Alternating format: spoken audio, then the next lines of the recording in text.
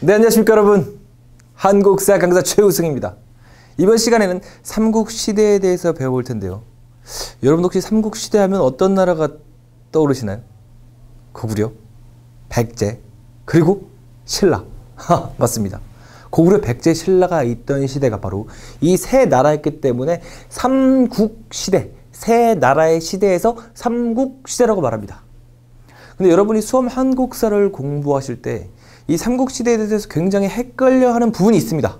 그게 바로 뭐냐면 한 나라에 대한 왕대를 외우기도 힘들어 죽겠는데 이 고구려, 백제, 신라 이 세 나라의 왕들을 다 외우고 또 이 왕대, 이 고구려의 왕 어떤 왕대, 집권기 때 신라의 왕은 누구였느냐? 이런 것까지 묻기 때문이죠. 아주 얽히고 설킨 실타래가 아주 꼬여 있습니다. 근데 항상 무조건 삼국시대를 공부하기 전에 각 고구려의 왕, 백제의 왕, 신라의 왕부터 외우기 전에 그 틀을 잡아야 합니다. 그 얽히고 설킨 실타래 한번 풀고 나서 암기하면 정말로 수월합니다. 제가 도와드리겠습니다. 자, 먼저 일단 여러분이 공부가 좀 재밌어야 되잖아요. 시험에 꼭 나오는 것만 공부하기보다도 오히려 시험에 나오지 않더라도 한번 이거 좀 격가지적으로 좀 약간 좀 이해할 건 이해하고 그 다음에 이제 암기를 하시면 굉장히 수월하다고 저는 생각하는데 이게 저도 맞다고 생각합니다. 정말로. 그래서 먼저 이 삼국시대가 어떻게 국가가 형성되는지 그 시조부터 설명을 해드리겠습니다.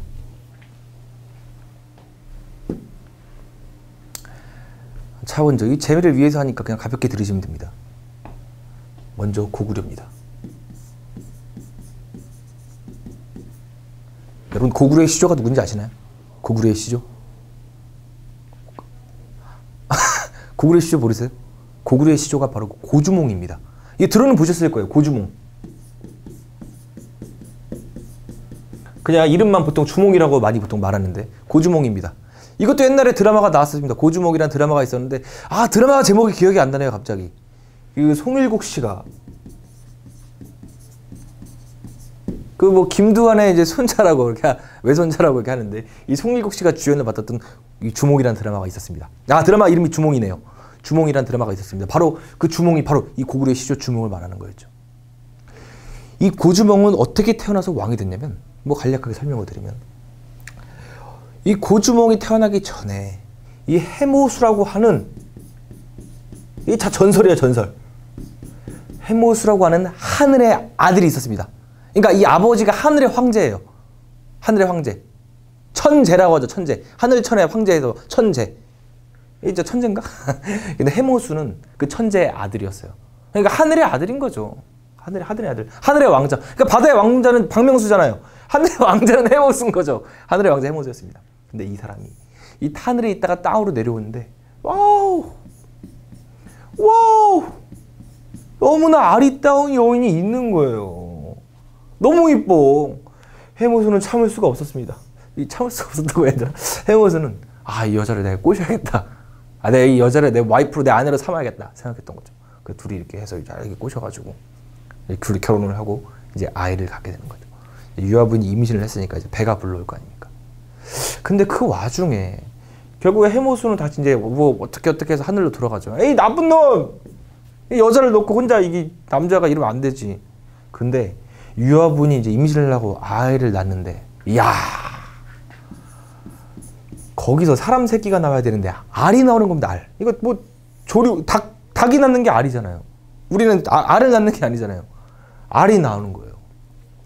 근데 이 알이 나왔더니 그 부여거든요. 땅 지역은 부여였고 그 당시 이제 부여의 왕은 금와왕이었습니다.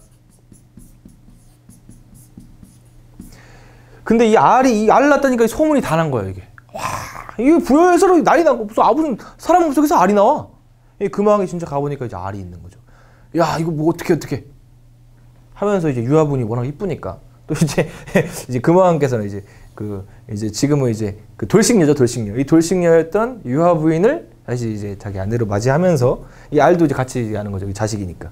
근데 알에서 나오는데 이야 얘가 애기 때 태어날 때부터 눈이 부리부리하고 딱 태어났는데 힘줄이 보여. 근육이 막 있는 것 같아. 보통 애가 아니다 이거. 그러면서 키웠더니 그 애가 바로 고주몽이라는 거죠. 그 아이가. 이 고주몽은 실제로 금화왕의 아들은 아니잖아요. 그죠? 자기 뭐 양아버지 같은 역할인 거죠. 이 실제로 금화왕에게는 실제로 자기 아들이 있었어요. 자기가 낳은 자기 피가 섞인 자기 아들이 있었습니다. 근데 그 아들하고 고주몽하고 결국 이제 같은 왕자로서 키우는 거죠. 그죠? 근데 이 고주몽이가 화를 기가 막히게 쐈다고 합니다. 화를 그냥 백발백중 그냥 뭐 1000m에 쏘러 날아가고 맞추고 그냥 총보다도 대단하게. 그러니까 다른 왕자들이 시기했던 거죠. 그래서 이 당자들 왕자들이 음해하고 시기하기 때문에 이 고주몽은 이 부에서 떠나게 됩니다. 근데 그 당시 고주몽이 이 결혼을 했었어요. 이 결혼을 했지만 어쨌든 자기 살아야 될 거 아니야. 그러니까 자기 와이프한테는 어떻게 했었냐면 당신 나 미안해 나 가야 돼. 근데 당신 지금 임신했잖아. 근데 그 아이가 뭐 아들인지 딸인지 모르겠지만 나중에 내가 이 칼을 자루를 잘라가지고 이게 줄 테니까 그거 나한테 갖고 와. 그래서 고주몽이가 칼을 부러뜨려요. 그래가지고 칼 한쪽은 자기가 가져가고 부러뜨린 부분 나머지는 가져가고 나머지는 이제 부인한테 주는 거죠. 그래야지 칼 맞았을 때 자기 아들이라는 걸 인정할 수 있는 거잖아요. 그 당시에 뭐 유전자 검사할 수는 없는 거고. 그 상태로 고주몽이 떠나서 나라를 만든 게 바로 그 유명한 고구려가 되는 겁니다.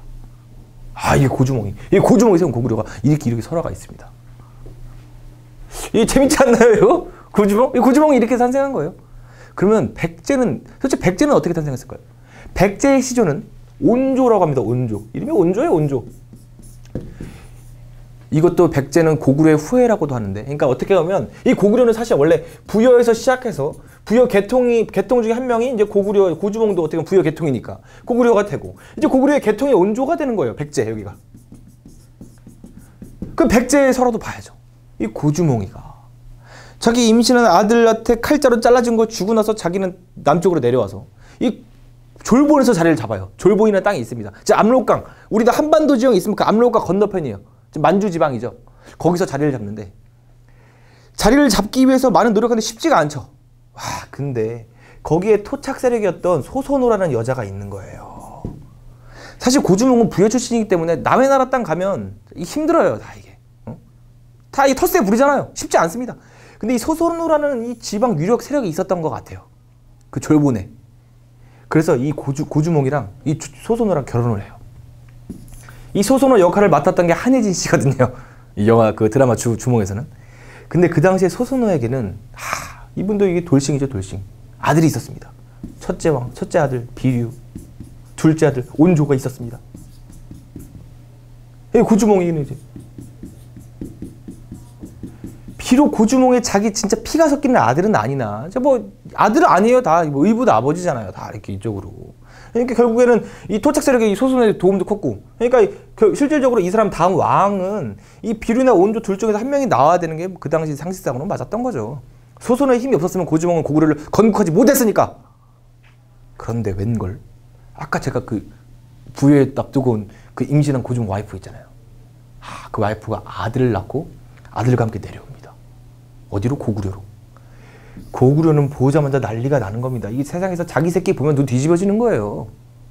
아무리 자기가 이쁜, 자기가 도움을 받은 여자의 아들이라고 하더라도 자기 아들 보면 끝나는 거예요, 그냥. 게임 끝, 뭐 게임이 안 되는 거예요, 그냥. 그 아들이 바로 그 부여 지역에서 내려온 아들이 유리왕입니다. 유리왕을 태자로 삼고 이 사람이 왕이 되니 2대 왕 유리왕이 되겠습니다. 그러면 비류랑 온조는 자기가 왕이 될 줄 알았었는데 완전히 낙동강 오리알 된 거 아니에요? 그쵸? 온조랑 비류랑 얘기하면 온조가 비류한테 형님 이대로는 못 살겠습니다. 아니 이거 우리 엄마 힘 아니었어요. 이 고주몽이 이 사람이 왕이 됐겠어? 나는 이대로는 못 살아. 우리 떠납시다. 그래서 소선호랑 비류랑 온조랑 이 세 모자가 이 고구려를 버리고 남쪽으로 내려가요. 비류는 지금의 한 인천의 미추홀이라고 하죠. 인천에 미추홀 구가 있습니다. 인천으로 가고, 온조가 한성, 지금의 이제 서울이라고 쓰겠습니다. 편하게 그냥 서울. 그 당시에는 위례성이라고 했습니다. 위례성. 위례성의 자리를 잡으니 안타깝게도 비류는 인천에서 뭔가 나라를 새로 만들어 보겠는데 실패합니다. 이거 둘째 아들이었던 온조가 똘똘하게 서울 와가지고 성공합니다. 여기서 나온 나라가 바로 백제인 겁니다. 이게 백제 시조입니다. 이게 백제 시조. 이 스토리가 이렇게 됩니다. 자, 다음 신라. 혹시 신라의 뭐 시조를 들어보셨나요? 신라의 시조? 박혁거세라고 들어보셨나요? 지금 박씨 시조죠.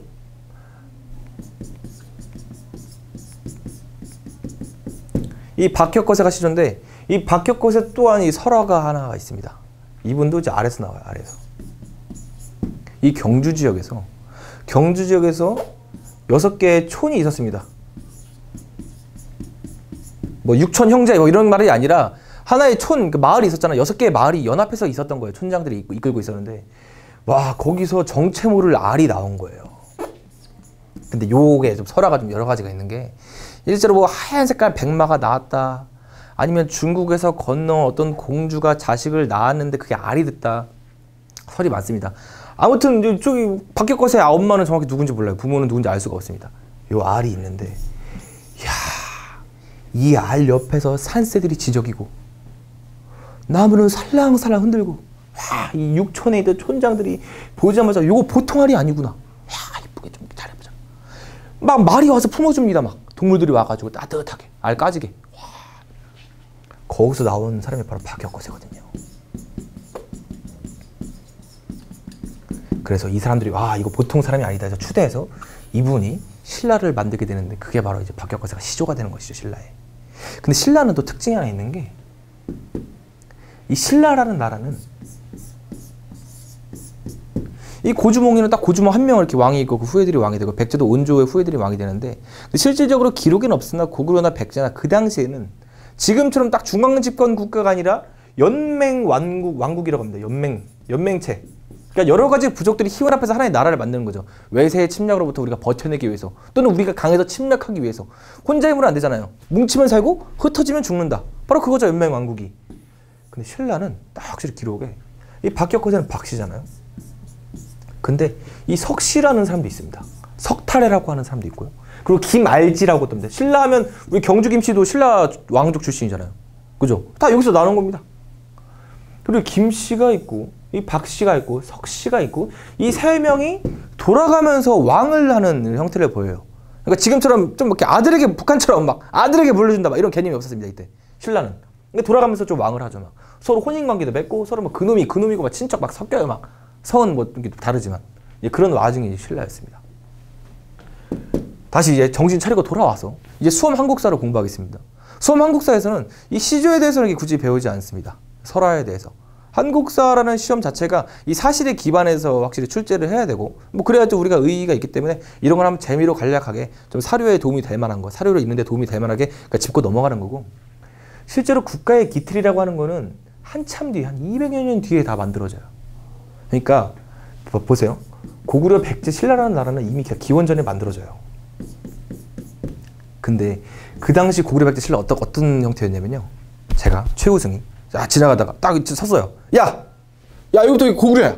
이런 느낌이었던 거예요. 좀 과장해서 재밌게 표현하면 야 이거 고구려야. 그럼 이게 솔직히 뭐 국가라고 인정할 수가 있나요? 내 친구 일로 와. 같이 여기까지 고구려야. 야 반갑다. 여기까지 고구려. 이런 상황이었는데 이때 대선은 이제 태조왕, 고이왕, 뇌물마립간이라고 하는 이 신라의 왕들이 후손인 때 가면 이때야 정식으로 국가라고 인정되는 거죠. 국가라고 인정될 만한 게 뭐가 있을까요? 첫 번째 중앙집권입니다. 강력한 왕 밑에 왕이 직접 신하들을 임명하고 그 신하들이 정치를 펼쳐나가는 가치, 왕과 같이 그런 게 정말 국가죠. 그리고 땅, 토지도 어느 정도 크기가 있어야 됩니다. 세금도 거둘 수 있는 능력이 있어야 됩니다. 제가 지금 여기 땅에 서가지고 최우승 왕국이라고 하면 그 뭐 인정되나요? 제가 세금을 거둘 능력이 있나요 여기서? 없습니다. 이런 게 갖춰줘야지 이제 국가의 기틀을 갖춰줬다고 하는 거거든요. 근데 그게 비로소 고구려가 가장 먼저 2세기 때 태조 왕이 국가의 기틀을 갖췄고 3세기 때 백제의 고이왕이 기틀을 갖췄고 4세기 때 신라의 뇌물마립간이 기틀을 갖췄다고 하는 거예요. 근데 이 기틀을 갖췄다고 하는 거 이 세 왕의 공통점이 있습니다. 뭘까요? 제가 왕권이 강화되는 게 국가 딱 중심이 나라잖아요. 왕권이 강화돼야 세금도 거둘 수 있고 왕권이 강화돼야 군대를 양성할 수 있고 그 왕권이 강화돼야 군대를 양성해서 전쟁을 일으킬 수도 있고 전쟁을 막을 수도 있는 겁니다. 이 셋 다 왕권 강화인데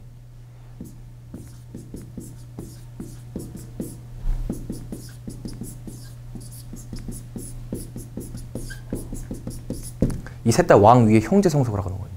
왕 위에 형제 성속을 하는 게 그래서 오케이. 한국사에서 국가의 기틀을 갖췄다 하면 이 고대 국가에서는 왕 위에 형제 상속을 이룩한 왕 때부터 정식으로 국가를 인정하겠어라고 이 한국사에서 이렇게 배우거든요. 이 셋 다 이렇게 되는 겁니다. 고려는 2세기 때 형제 상속을 시작하는 거고 백제는 3세기 때 형제 상속하고 그러니까 적어도 같은 성씨 안에서 한다는 거죠. 그러니까 내가 했다가 다른 귀족이 와서 다른 연맹 다른 국가에서 왕이 되는 게 아니라 내 연맹체에서만 내 부족에서만 왕이 나온다는 거죠. 이게 왕형제에서 이게 이제 국가의 기틀입니다.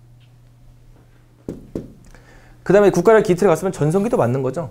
우리가 아는 삼국시대 지도 있죠. 고구려 지금 만주벌판 달려라 광개토대왕 막 엄청 크고 막 백제도 막 한강 찾아가고 막 중국으로도 진출하고 신라도 막 어느로 커가지고 막 함경도까지 진출하고 그 이제 전성기가 각 시기마다 다른 거거든요. 전성기는 한 명만 맞는 겁니다. 두 명이서 맡을 수 없어요. 절대로 같이 맞는 거 아닙니다. 1인자 유석이죠. 2인자 박명수. 한 명만 1인자가 되는 거지 1인자가 같이 나올 수가 없는 거거든요. 국토를 많이 차지하는 사람이 1인자인 거죠. 처음에는 4세기 때는 처음에 고구려가 기틀을 먼저 잡았는데 이 백제가 먼저 탁 나서요. 전면에. 4세기 때는 백제고 5세기 때는 고구려가 잡고 6세기 때는 신라가 잡습니다. 그 왕들 한번 잠깐만 짚고 넘어갈게요. 굳이 막 외울 필요 없습니다. 그냥 이해하시면 나중에 저절로 외워집니다. 걱정하지 마세요. 이 백제는 근초고 왕이라고 하는 사람이 있는데 이 사람 때 진짜 백제가 완벽한 전성기를 맞게 되고요. 그리고 고구려는 그 유명한 우리의 광개토대왕 그리고 그의 아들 장수왕 신라는 진흥왕이 6세기 때 전성기를 맞게 됩니다. 그래서 마지막 정성기를 맞았던 신라가 드디어 통일하게 되는 거죠. 그렇게 되는 겁니다. 그리고 좀 세기를 기준으로 이렇게 나누는데 또 이게 세기라는 게 좀 모르시는 분들도 있을 것 같아서 설명드릴게요. 혹시 1세기가 도대체 언제냐? 보면 어린애들 친구들 보면 1세기 1세기면 100년부터 이게 뭐 199년까지 1세기 아니고 2세기가 뭐 200년부터 299년까지 아니에요? 아닙니다. 지금 우리 몇 세기죠? 우리 지금 현재 2020년입니다. 우리 지금 몇 세기라고 하나요? 그럼 이렇게 따지면 이게 20세기인가요? 우리 21세기라 그러잖아요. 21세기. 1세기는 1년부터 100년까지를 말합니다.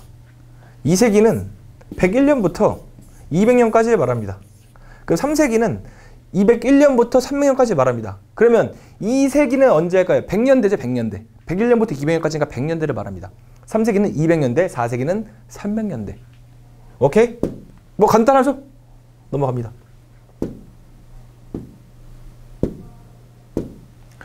자, 먼저 4세기를 보겠습니다. 이 삼국시대는 각 나라마다 왕으로 따로따로 외우는 게 아니라 같이 묶어서 얽힌 실타래를 풀어줘야 돼요. 공부하기가 굉장히 수월합니다. 먼저 고구려 한번 보겠습니다. 백제부터 볼게요. 백제가 4세기 때 전성기였으니까 전성기를 기준으로 보는 겁니다. 4세기가 됐더니 백제의 근초고 왕이라는 아주 위대한 왕이 나옵니다. 위대한 왕. 제가 백제 온주왕이 서울 지금 송파 지역이라고 추정되는데 이 송파 지역에 이 수도로 자리를 잡고 백제를 건국합니다. 그러니까 백제는 사실상 처음부터 유리했어요. 한강 유역을 좀 차지할 수 있는 너무 있었거든요. 그 유리함이 있었거든요. 한강 유역을 차지하면 토지가 비옥해서 많은 곡식이 생산되고 이 바다를 통해서 외부로 나가기도 굉장히 편합니다. 그 서양이 아니라 뭐 중국에 있는 선진문물을 받아들이기도 쉽고, 그죠? 배를 타고 다른 나라로 쳐들어가기도 쉽고, 수비하기도 쉽고, 여러 가지로 다 좋은 거죠. 한강유역을 차지했기 때문에 근초고왕 때 먼저 백제가 전성기를 만든 거예요. 근초고왕의 업적을 보겠습니다. 제가 아까 백제 3세기 때 국가의 기틀을 다졌다고 했잖아요. 백제 고이왕이 있습니다. 그 사람은 왕 위의 형제 상속을 통해서 국가의 기틀을 다졌다고 볼 수 있지만 이제 근초고왕 때는 왕이 부자 상속을 갑니다. 이제는 내 같은 성씨가 되는 게 아니라 내 아들만 되는 거야. 왕권이 진짜 강해야만 할 수 있는 겁니다. 내가 왕권이 약한데 내 아들한테 물려줄게. 뭔 소리야 임마. 이렇게 나올 수 있는 거잖아요. 그런 소리 못하니까 하는 거예요. 강한 겁니다. 야, 근초고왕 때 한강에 있다가 서울에 있다가 지금 평양까지 갑니다. 평양까지. 군사력이 어마어마했던 거예요. 그리고 요서지방이랑 싼둥반도까지 진출합니다. 와우! 우리 요동 쪽은 우리 고구려가 많이 갖고 있었잖아요. 제가 말씀드렸나요? 제 지도로 설명드렸는데 처음에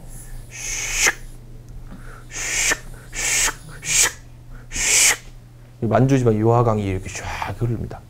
요하강 옆이 이제 요동 지역이고 요하강 서쪽이 요서지방인데 여기 있던 백제가 여기 싼둥반도도 진출하고 여기 요하강 서쪽에 요소지방까지 진출했다는 거예요. 여기는 이제 고구려 땅이었으니까. 실제로 근데 요소 싼둥지방 진출했다는 게 아직도 막 논쟁이 많습니다. 실제로 군대를 파견해서 정말로 군사적으로 장악을 했는지 이게 좀 약간 기록이 애매하긴 한데 확실하게 이쪽과 이쪽에 어느 정도 영향력을 행사했던 건 맞는 것 같아요. 근초고 왕 때. 그래서 요소지방과 싼둥반도로 진출했다고 하는 겁니다. 그리고 일본까지 진출해서 일본 왕한테 이 백제 왕이었던 근초고 왕이 이 칠지도라는 이 검까지 칼까지 하사하게 됩니다. 요거는 지금 일본에 있습니다. 그러니까 이게 백제가 대단했던 거죠. 근데 이 근초고 왕 때 전성기였으면 이 근초고 왕과 동시대에 살았던 다른 나라 왕들은 얼마나 불행할까요? 그 왕이 바로 고구려의 고국 원왕이었습니다. 이 고구려의 고국 천왕이 있고 고국 원왕이 있는데 이름이 좀 헷갈리죠. 고국이 같으니까. 근데 이게 원통에서 원왕이에요. 원통. 고국 원왕. 외우기 쉽죠. 그래서 고국 천왕은 좀 잘 나가는 왕이고 고국 원왕은 원통한 왕이고 못 나갔으니까. 하필 밑에 남쪽에 살았던 백제 왕이 근초광이었기 때문에 공원왕을 씹히시면 백제의 침략 받고 그리고 그 전에 또 전현이라고 하는 북쪽 모랑캐 선비족이 있는데 그 침입받습니다. 자기 와이프였던 왕비랑 자기 엄마였던 그 왕 엄마까지 다 잡혀가요. 그래놓고 다시 이제 국가를 다스려보려고 하니까 근초광이 쳐들어가지고 평양에서 쳐들어와서 고국 원왕이 백제 침입받고 죽습니다. 화살을 맞고 죽었다고 합니다. 전쟁 중에. 아주 불쌍한 왕입니다. 이제는 고구려가 고국 원통한 왕 다음에 이제 등장하는 왕이 이거 좀 유명한 왕이에요. 이것도 외우셔야 되는. 이거 무조건 이제 시험 한국사에 중요하고 뭐 교양 한국사에서도 이건 또 중요한 왕이죠. 소수림 왕이라고 있습니다. 고국 원왕 다음에 등장한 소수림 왕은 이게 좀 약간 현실주의자였어요. 현실적으로 내가 이 근초광이 갖고 있는 이 백제를 이길 수가 없어. 우리 고구려 아직 약해. 인정하자. 그 대신에 우리가 강해지기 위해서는 내 내실을 다져야 된다. 내가 격투기로서 뭐 김동현, 정찬성, 타이슨 이런 사람들 있잖아요. 내가 뭐 아무 준비도 안 했다가 그 사람 펀치 때려서 이기나요? 그거 하기 위해서 운동 엄청 합니다. 엄청 합니다. 그래서 그 왕이었던 거죠. 내실을 다집니다. 율령을 반포하고 율령이란 게 뭐냐면 지금으로 따지면 행정법과 형법 같은 거예요. 이 국가의 법 체계를 만드는 겁니다. 통치 시스템을 만드는 거죠. 그리고 태학을 설치하고 국가의 고위 귀족자지들을 데리고 와가지고 태학이라고 하는 지금의 서울대를 말하는 건데 이 최고의 귀족들을 가지고 교육을 시켜서 최고의 장군으로 만들기도 하고 이 최고의 고위 관료로 만들기도 하고 준비하는 겁니다. 그리고 불교를 공인합니다. 이게 굉장히 중요하죠. 이 불교를 공인했다는 게 무슨 말인지 아세요? 이 고대 국가의 불교라는 거는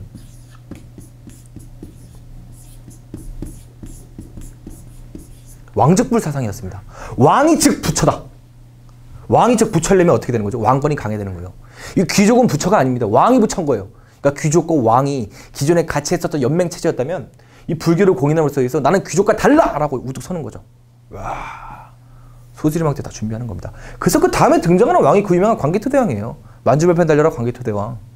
그래서 이 내실을 다졌기 때문에 나중에 이 광개토대왕이 실질적으로 싸움할 수 있었던 거죠.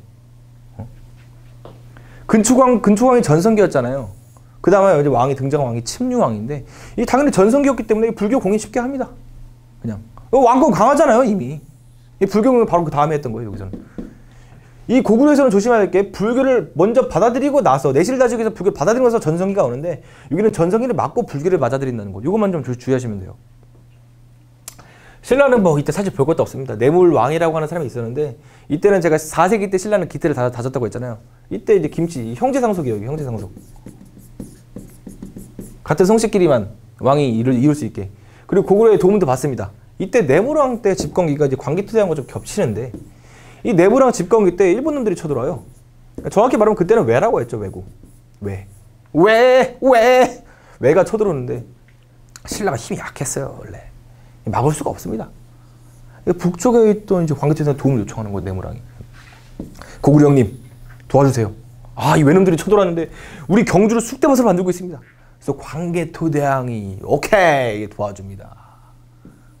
세상에 공짜가 어디 있어요? 이 고구려는 도움을 주고 여기서는 이제 왕족이 나중에 볼모로 잡혀가요. 고구려에. 그래서 고구려의 신하 노릇을 좀 하고 있습니다.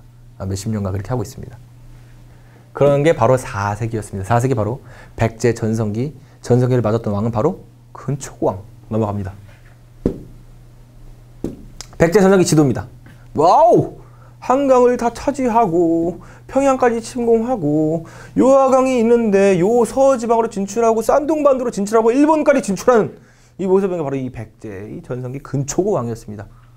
4세기 기억하세요. 다음 5세기입니다. 5세기는 드디어 고구려 전성기가 옵니다. 이 광개토대왕은 4세기 말부터 5세기를 걸쳐서 딱 있는 인물인데 보통 그냥 통칭해서 쉽게 그냥 광개토대왕은 5세기 때 인물이었던 왕이었다라고 그냥 기억하시면 됩니다. 광개토대왕은 먼저 북쪽으로 정벌하는데 환장합니다. 북쪽으로 갑니다. 북쪽에 또 오랑캐를 쑥대밭을 만듭니다. 진짜 만주벌판을 달리죠. 진짜로 완전히 끝장납니다. 그리고 아까 잠깐 말씀드렸죠. 뇌물 왕이 왜구가 쳐들어오니까 도움 달라고 해서 신라까지 지원하게 됩니다. 광개토대왕이. 와우, 위대한 왕이죠. 위대한 정복 군주입니다. 그리고 요때 이 다음 등장하는 요 아들내미가 이 장수왕입니다. 이 장수왕은 좀 아버지랑 달랐어요. 이 북쪽에 우리 아버지가 진출했고 북쪽에는 내가 딱 넓힐 만큼 넓혔어. 이제 어디를 갈까? 호호, 내려가야겠다라고 생각했던 게 장수왕이었던 거죠. 장수왕은 우리 만주지방에 있었던 고구려 수도가 만주지방에 있던 국내성이었는데 그리고 국내성에서 남쪽으로 평양으로 수도를 옮깁니다. 와, 이게 무슨 말일까요? 남쪽으로 내려가겠다는 걸 노골적으로 보여주는 거죠. 장수왕이. 그래서 이 장수왕이 남쪽으로 내려옵니다. 평양으로 천도합니다.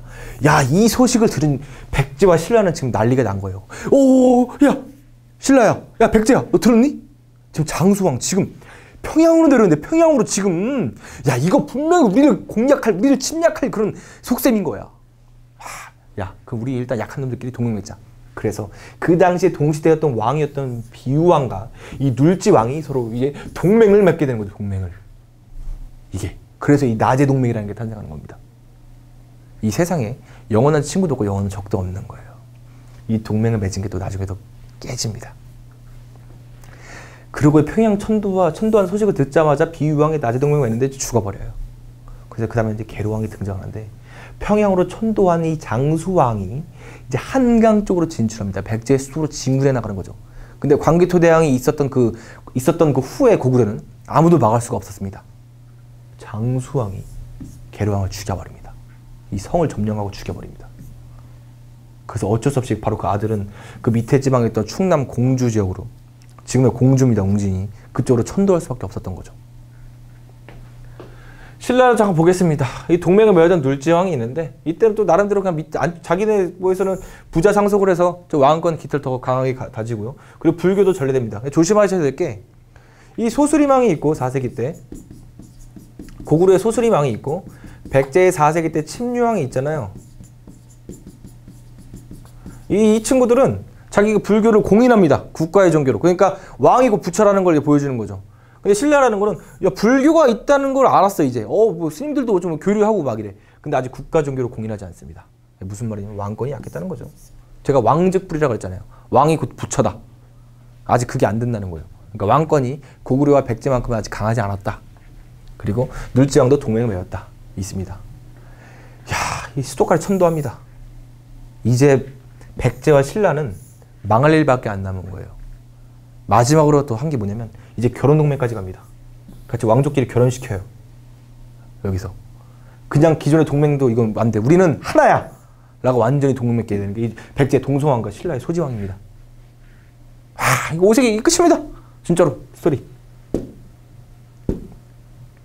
5세기 때 보면 국내 성이 원래 수도였었는데 처음에 졸본 지역이 있잖아요. 고주몽이가 자리 잡은데 고주몽의 아들이었던 유리왕이 일로 옮겨요 수도를. 그래서 여기서 계속 수도가 있습니다. 몇백 년 동안. 와, 후연, 거란, 위에 부여, 동부여 뭐 그냥 뭐 다 점령해요. 광개토대왕이. 근데 갑자기 그 아들이었던 장수왕이 평양 내려와가지고 그냥 남쪽으로 막 내려갑니다. 이렇게. 그 신라와 백제 숨만 쉬고 있는 거죠. 숨만 쉬고 있는 거죠. 여기서. 이게 5세기 때 상황입니다. 자, 6세기입니다. 신라가 전성기를 받게 되는 6세기가 왔습니다. 자, 백제는 그 당시에 무령왕이라는 사람이 처음에 있었습니다. 6세기 때. 이때 22담로를 파견하는데 왕권이 엄청 약했을 거 아니에요. 다 침략으로 내려갔으니까. 그래서 이 왕족들을 지방으로 파견합니다. 내가 직접 다스리겠다고 힘을 마지막으로 보여주는 거예요. 그러니까 국가의 기틀을 좀 다지는 왕이라고 볼 수 있습니다. 이 무령왕이라는 사람이. 이 중국에 있던 양나라라는 나라가 있었는데 그 나라와 교류하면서 좀 배우기도 하고요. 무령왕이 있었습니다. 이제 그 다음 왕이었던 이제 성왕이 별표 돼지꼬리 땡땡 10개 줘야 돼요. 진짜 중요합니다. 백제는 과거 전성기를 가진 기억이 있었습니다. 백제 왕들도 알고 있었어요. 다 기록했을 거예요, 그 당시. 근데 다른 왕들은 엄두를 못 내다가 성왕이 한번 나서는데 이 왕이 보통 왕이 아니에요. 눈이 초롱초롱하고 와 이거 뭔가 딱 그 담력 있고 똑똑하고 보통 왕이 아니었던 거죠. 내가 한번 이 과거에 우리 과거에 갖고 있었던 전성기를 되찾아보겠다 라고 했던 게 바로 성왕이었거든요. 성왕은 왕이 되자마자 사비로 천도합니다. 제가 어디라 그랬었죠? 웅진이라고 했어. 원래 수도가 웅진도 옮겼잖아요. 장수왕이 내려오니까. 근데 이제 사비로 옮기는 거죠. 여기가 좀 충남 공주고 여기가 충남 부여예요. 금강을 따라서 좀 내려가는 게 바로 사비거든요. 이 사비를 천도하는 게 무슨 뜻일까요? 무슨 뜻인 것 같아요? 수도를 옮긴다는 게 무슨 뜻일 것 같아요? 국가를 한번 개혁해보겠다고 하는 거예요. 그러니까 수도가 함락당해서 옮기는 건 어쩔 수 없는 건데 수도가 함락당하지도 않았는데 수도를 옮겼다? 한번 개혁해보겠다는 거예요. 장수왕도 한번 북쪽으로 진출하려고 했던 그런 고구려의 기사가 남쪽으로 내려보겠다고 개혁한 거잖아요. 그래서 평양으로 천도한 겁니다. 성왕도 마찬가지예요. 수도를 옮김으로써 아예 새로운 국가를 다시 만들어보겠다고 자기가 한번 시도해보겠다고 하는 그런 몸짓을 보여주는 거죠. 그리고 중앙에 22부를 설치합니다. 중앙에 22부 관제를 설치했다고 하는데 지금의 뭐라고 볼 수 있냐면 각부 장관 자리를 마련하는 거예요. 이 청와대가 있고 국무총리가 있고 그 밑에 뭐 여러 가지가 있잖아요. 뭐 법무부, 행정자치부, 과학기술교통부 막 이런 걸 설치하는 거예요. 막 새롭게 관제를 개편하고. 그리고 지방 관제를 5부 5방으로 나눕니다. 지금도 우리가 경기도, 강원도, 경상도, 전라도 있고 뭐 경상도 뭐 안에 뭐 상주 있고 안동 있고 막 다 있잖아요. 그것 좀 지방 관제를 개편하는 거예요. 수도를 5부로 나누고 지방을 5방으로 나눈 거예요. 이제 성왕은 전쟁을 할 준비가 됐습니다. 백제를 받고요. 잠시 신라로 넘어오면 신라는 먼저 6세기 되자마자 지증왕이 되는데 이때 우리가 아는 신라라는 명칭을 왕으로 사용해요. 그 전에는 그냥 신라가 수도가 경주였잖아요. 계림이라고 불렀는데 그냥 계림이라고 불렀어요. 근데 이때는 신라라고 이때 부릅니다. 그리고 왕호를 사용합니다. 그 전에 있던 제가 내물왕, 소지왕 말씀드렸었죠. 다 원래 왕이라는 명칭이 없었어요. 원래 내물 마립간, 군장이라는 칭호였다고 하는데 내물 마립간, 소지 마립간 뭐 이렇게 칭호로 붙였었는데 지증왕 때는 드디어 임금 왕자라는 호칭을 사용합니다. 이제 왕권이 좀 강화되고 있는 거죠. 우산국, 지금의 울릉도 지역이죠. 지증왕이 점령합니다. 그 다음에 등장하는 법흥왕. 와우! 끝났다 이제. 이제 준비 끝났어 이제 여기도. 준비 끝난 겁니다. 불교 공인에서 왕직부 세상이라고 그랬잖아요. 이제 신라도 이제 왕권을 중심으로 해서 결속력이 단단해지는 겁니다. 법흥왕 때.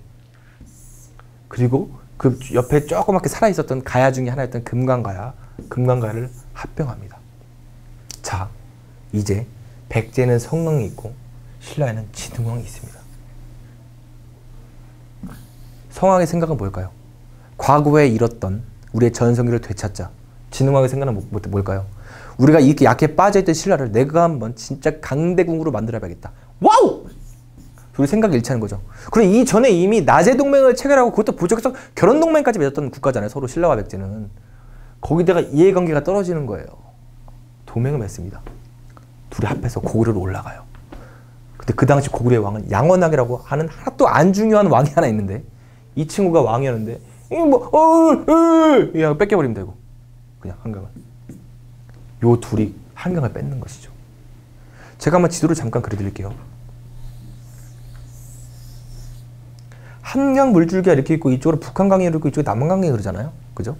이쪽에 한강, 이쪽에 바닷가 쪽에 가까운 이쪽 한강을 한강 하류라고 하고 이쪽 태백산맥이 쭉 있으면 이쪽으로 올라가는 그 강을 한강 상류라고 합니다. 근데 신라가 여기 있었고 백제가 여기 있었잖아요. 백제 바로 위가 한강 하류 지역이죠. 신라 위쪽이 바로 한강 상류 지역입니다. 그래서 둘이 동맹 맺고 쳐들어가서 양원왕을 몰아내고 백제는 한강 하류 지역을 회복하고 회복이라고 했습니다. 그냥 이렇게 잘 차지하는 거니까. 여기는 한강 상류 지역을 점령합니다. 둘이 힘 합쳐서 싸웠으니까. 그런데 세상에 영원한, 제가 말했잖아요. 영화 타짜 보셨어요? 이 세계에는 영원한 적도 영원한 동지도 없어 라고 편경장이 말하는데 진짜 그런 거 없습니다. 영원한 동지도 없고 적도 없는 거예요. 이제 목적 달성을 한 거예요. 이제 한강 지역이 제가 노다지짱이라고 했잖아요. 그랬잖아. 지금도 여기 한강 지류 타는 데가 여주 이천이에요. 쌀, 응? 최고 곡창지대요 경기도는. 지금도 수도권 다 이쪽에 있는 거잖아요. 수원 뭐 이런 데 다. 수원 출신. 뭐 이렇게 있는 거잖아요. 근데 신라는 한강 하류 지역을 좀 차지했긴 했는데 이쪽 보니까 이게 강원도 땅이야. 강원도 땅. 이 백제 보니까 여기는 완전히 경기도 땅에다가 이 중국으로도 갈 수 있어. 여기도 바닷가 쪽. 이거 강원도로 중국 어떻게 할 거야? 어떻게 할 거야 이거? 이 진흥왕은 솔직히 좀 억울하죠. 같이 놀고 싸우는데 나는 이쪽 가고 너는 이쪽. 진흥왕 욕심이 나는 겁니다. 영원한 친구도 영원한 적도 없다 그랬죠. 배신 때려요. 한강 하류를 회복했었는데 여기에 뺏겨버려요. 신라한테. 신라 배신으로. 그 성왕이 죽습니다. 이때부터 백제와 신라는 완전히 원수가 되는 게 바로 7세기 상황이거든요. 이제부터는. 서로 고구려는 뭐 알 바 없어요. 이제. 고구려는 이제 북쪽에는 당나라, 수나라랑 전쟁하고 있냐고 이제 없고 나중에는 환장하는 겁니다. 이게 6세기 스토리입니다. 또 재미로 하나 또 이렇게 말씀드리면 이 평원낙이라고 하는 왕이 있었는데 요 아들 이 딸이 한 명 있었는데 평강공주예요. 평강공주. 혹시 바보 온달과 평강공주란 말 들어봤나요? 어렸을 때 한번 우리 유치원 때 한번 초등학교 때나 유치원 때 막 이렇게 어렸을 때 엄마가 주는 책 보면 항상 이게 나와 있는데 이 평강공주랑 이제 바보 온달이랑 이 사랑을 해가지고 이 온달이 이제 막 평강공주가 글도 가르치고 막 활쏘기도 가르치고 활 뭐 말타기 가르쳐가지고 훌륭한 장군이 돼요. 이 장군이 평원할 때 훌륭한 장군으로 있다가 평원한 사위가 된 거잖아요. 그러다가 이 다음 왕이었던 영양왕 때 한강 뺏겼잖아요. 이 사람이 다시 한강 탈환하겠다고 갔다가 죽거든요. 이게 바보 온달 스토리예요. 이게. 예, 안타까운 사람입니다. 자, 6세기 상황 보겠습니다. 백제와 신라가 동맹을 맺어서 백제가 한강 하류 지역을 차지하고 검은색으로 쓸게요. 한강 하류 지역을 차지하고 신라가 한강 상류 지역을 차지했는데 한강 상류 지역을 차지해서 비석을 하나 꼽습니다. 그게 바로 단양 적성비라고 하는 비석을 꼽습니다. 진흥왕이. 그러다가 배신 때리잖아요. 한강을 다 먹습니다. 한강 하류까지. 한강 하류에 때 지금 서울에 위에 북한산이 있잖아요. 거기다 비석을 하나 받아요. 그게 바로 북한산 순수비입니다. 서울 먹은 겁니다. 그렇게 보니까 제가 버풍왕 때 진흥왕 등장하기 전에 버풍왕 때 금강가야를 먹었다고 말씀드렸어요. 이 다음 진흥왕은 나머지 남아있던 가야 세력을 쑥대밭으로 만들고 먹어버려요. 이 낙동강 유역을 완전히 먹어버리는 거죠. 그리고 비석 꼽는 게 바로 청령비입니다. 그리고 진흥왕이 이때 살에 죽었으면 끝나는 건데 이분이 아직 활력이 넘치는 분이에요. 아직도 몸이 근질근질해. 위로 올라갈래. 그래서 이 함경도 지역까지 먹어버립니다. 신라가. 대단한 왕이죠. 함경도에 있던 비가 황추령비와 마운령비가 있습니다. 신라 6세기 전성기. 자, 이제 7세기 상황 보겠습니다. 7세기는 이제 삼국 통일기라고도 볼 수 있어요. 제가 6세기 때 고구려가 한강 유역을 뺏겼는데도 불구하고 잘 못했던 게 이 고구려는 7세기 때 이제 중국이 분열되었던 중국이 하나로 통일되는데 그 통일되었던 중국이 바로 수나라였거든요. 그리고 수나라가 좀 몇십 년 못 가요. 바로 망합니다. 그 다음에 등장했던 게 당나라인데 어쨌든 이 두 나라는 진짜 대단하고 큰 나라고 아주 군사력도 만빵에다가 재물도 많고 그런 나라였거든요. 이 나라와 싸운데 고구려는 정신이 팔립니다. 7세기 때는. 그래서 이제 사실 우리 국내 한반도의 상황은 백제와 신라와의 이제 전쟁이에요. 제가 백제 성왕이 진흥왕의 배신으로 죽었잖아요. 결혼동맹까지 맺었던 국가인데 이제 원수가 되는 겁니다. 이제 어제의 동지는 오늘의 적이고 오늘의 적은 내일의 동지가 되는 겁니다. 뭐 맞는 말이야? 백제가 있는데 먼저 백제 무왕이라는 게 있습니다. 혹시 영화 서동요 아시나요? 이 서동이라는 사람이 노래 불러가지고 신라에 있던 선화공주랑 결혼했다. 옛날에 서동이라는 또 드라마가 있었는데 조재현 씨랑 지금의 지성 와이프인데 이보영 씨가 이제 선화공주로 나왔었고 뭐 기억 안 나시면 말고 뭐 아무튼 이게 백제 무왕이 그 왕이었거든요. 이제 뭐 아무튼 익산 미륵사라고 하는 우리나라에 아주 옛날에 있던 아주 유명한 그 절과 익산 미륵사에 세운 석탑이 있는데 그게 익산 미륵사지 석탑이라고 합니다. 그게 우리나라에 현존하는 석탑 중에 가장 오래된 거예요. 그래서 이 무왕이 중요하거든요. 그래서 이 석탑이 만든 왕이에요. 이거 고대 문화사 나올 때 이거 엄청 많이 나오는 겁니다. 사료에 이거. 그래 백제는 우리가 알고 있는 삼천궁녀 의자 왕이 등장합니다. 우리가 보통 그 동요에도 있듯이 삼촌 궁녀 의정 해가지고 여자를 좋아하고 술을 좋아하고 향락에 빠져가지고 이 백제를 망하게 한 왕이라고 기억하고 있는데 실상은 그렇지 않았어요. 거짓말입니다. 왜냐면 이 역사는 승자의 기록이기 때문에 결국에 의자왕이 패했던 건 사실이잖아요. 승자 쪽에서 지어낸 거고 의자왕은 훌륭했던 왕이었어요. 신라의 복수를 꿈꾼 왕이었습니다. 그 신라 상황 보겠습니다. 의자왕이랑 동시대에 있던 왕들이 바로 다 여기에요. 우리 그 유명한 선덕여왕 있죠. 선덕여왕은 뭐 말 안 해도 알죠. 첨성대를 만들고 경주의 문화를 꽃피운 우리 최초의 여왕, 신라의 여왕. 이것도 드라마가 나왔어서 선덕여왕. 이효원 씨가 했었던 드라마가 있습니다. 이 선동여왕이라는 사람이 같이 있었는데 의자왕이 복수심이 보통이 아니었어요. 쳐들어갑니다. 이 대하성이라고 하는 데가 도대체 위치가 어디길래 대하성 함락을 왜 써놨냐. 한반도가 이렇게 있으면 경상도가 낙동강 이르고 소백산맥 이렇게 지나가잖아요. 그래서 이 전라도 지역의 백제고 경상도 지역이 보통 신라라고 보통 말하는데 이 소백산맥을 넘으면 지역이 바로 합천이거든요. 백제가 이 대하성을 점령하는 거예요. 합천 지역에. 합천하면 또 전두환의 고향이기도 합니다. 합천 지역을 먹습니다. 신라는 난리가 난 거예요. 근데 거기다가 이것도 부족해서 이쪽 근처에 있던 40여 개 성을 점령합니다. 백제가. 바로 의자왕이에요. 그게. 선덕여왕 때 난리가 난 겁니다. 이제. 와 우리 진흥왕 때 땅 다 차지했었는데 땅 다 뺏기겠다 이제. 걷다가 수도였던 경주에 왕이 있는데 이 경주 코앞까지 온 거예요. 이제. 경상북도가 쑥대밭이 되고 있는 거예요. 지금. 신라가 안 되겠다. 이런 상황에 처해졌는데 이게 선덕여왕의 실상이었습니다. 실제로는 위대한 군주 막 좀 좋은 층을 봤는데 땅 다 뺏긴 여왕이었거든요. 원래 선덕여왕은. 그리고 여기까지 쫙 보고 기억해요. 여기까지 보고 이제 고구려 쪽으로 넘어갈게요. 봐봐 어떻게 되는지. 고구려는 먼저 영양왕이라고 하는 왕이 있는데 이분은 아주 강경파였어요. 그 당시에 중국에 수나라라고 하는 사람이 있어요. 수나라가 있었는데 수양제가 침입합니다. 수나라 양제가 침입합니다. 두 번째 왕이고요. 수나라에. 침입하는데도 영양왕은 눈 한 번 끔찍 안 해요. 야 중국놈들 나 고구려야. 올 테면 와봐. 수나라가 오는데 막 싸우기 시작합니다. 그때 등장했던 유명한 장군이 바로 을지문덕이거든요. 그 유명한 살수대첩을 만들었던. 살수대첩을 통해서 수나라 군대 30만 명은 물고기밥이 되고 고구려는 나라를 지킵니다. 와우! 그 다음에 수나라는 고구려를 침공했는데 이때 동원 물자 보급하고 동원됐던 병사들이 한 300만 명 된다고 해요. 300만 명? 나라가 망하죠. 수나라가. 고구려 침략하다가 망한 나라예요. 그 당나라가 등장해요. 이제 그 다음에 이 무너진 수나라를 대신해서 영유왕 때 당나라가 등장하는데 영유왕은 좀 약간 좀 뭐 타협파라고 해야 될까요? 현실 타협주의자라고 해야 될까요? 좀 약간 유화적인 사람이었어요.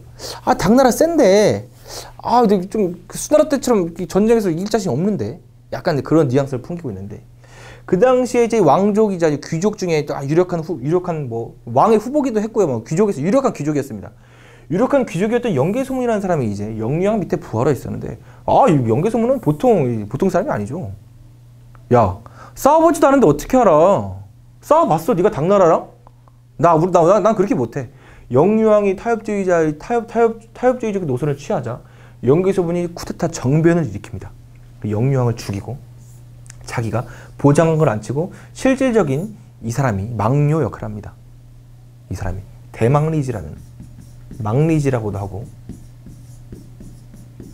지금의 국무총리 같은 거라고 보시면 돼요. 굳이 보장왕이 대통령이라고 비교하면 보장왕은 허울뿐이 왕이고 실제로 집권자가 영계소문이 되는 거기 때문에. 그래서 영계소문이 강경파라고 했잖아요. 이제 당나라는 이 타협파였던 영유왕 때는 좀 자기들도 그냥 말로 해보려고 했다가 이 강경파였던 영계소문이 집권하자 쳐들어옵니다. 그 쳐들어온 사람이 바로 그 유명한 당태종 이세민입니다. 거기도 이씨가 있거든요. 중국에도. 이씨가 왕이었는데 그 아들이었습니다. 이세민. 이세민이가 쳐들어옵니다. 쳐들어올 때 이 수나라와 다르게 이 요동 쪽에 있었던 이 고구려의 성들이 막 함락되는 거예요. 이세민은 보통 사람이 아니에요. 이 형제들을 죽이고 왕이 된 사람이거든요. 보통 사람이 아니고 담력도 보통이 아니고 싸움을 잘했을 거야 아마. 이 전략적인 마인드도 있었고 요동에 있던 여러 섬들이 점령되고 그 중에 고구려의 최고의 성이었던 요동성이 함락됩니다. 이때 고구려는 이제 바람 앞에 등불이에요. 그때 등장한 사람이 바로 양만춘이거든요. 양만춘. 우리 조인성 씨. 조인성. 안희석이라는 영화 있죠? 그 조인성이 주연이거든요. 이때 양만춘이가 요동성보다 좀 조그맸고 이렇게 지킬 줄 몰랐었는데 이 안희성의 성주로서 당나라의 이세민을 막습니다. 이세민은 막는 와중에 눈에 화살까지 맞았다고 해요. 그 이세민은 죽을 때도 다시는 고구려를 침략하지 말라 그래요. 그 지금도 약간 좀 재밌는, 좀 시간도 많이 끌었죠. 좀 얘기 드릴게요. 주변에서 중국 친구들이 한국에서 내정 간섭 같은 거 할 때 좀 되게 조심스럽다고 합니다. 이런 역사가 있어가지고. 봐봐요. 수나라가 어땠어요? 우리나라 침략했다가 망했죠. 당나라 어땠어요? 고려 침략했다가 왕이 죽었어요. 나라 망하려고 해요. 꼭 중국은 꼭 우리나라 국내 한반도에 개입하면 나라가 휘청거린다는 거. 신기하죠? 어쨌든 이제 그런 이게 보장까지 막았었는데, 잘 보세요.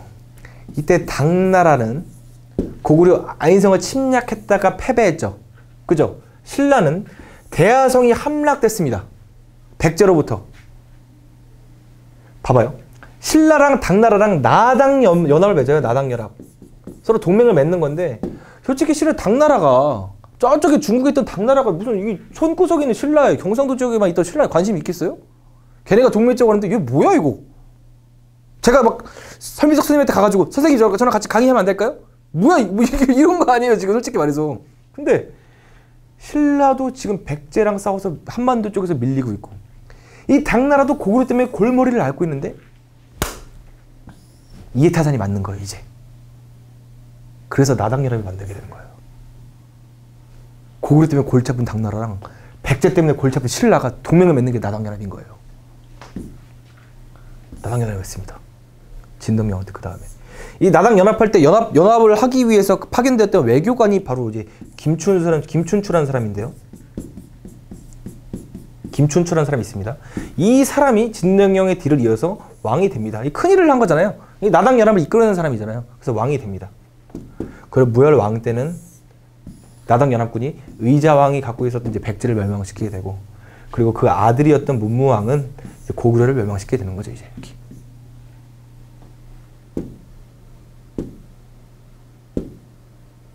자, 통일신라 영토를 보겠습니다. 통일신라 과정은 바로 다음 시간에 설명드릴 건데요. 통일신라는 안타깝습니다. 이게 왜냐면 이게 자기 힘으로만 나라를 이렇게 통일을 했었다면 이거 만주까지 다 갖췄었겠죠 이렇게 신라가. 근데 항상 외세 힘을 빌리면 그 대가가 있는 겁니다. 그래서 이 반통원만 갖게 되는 거 신라가.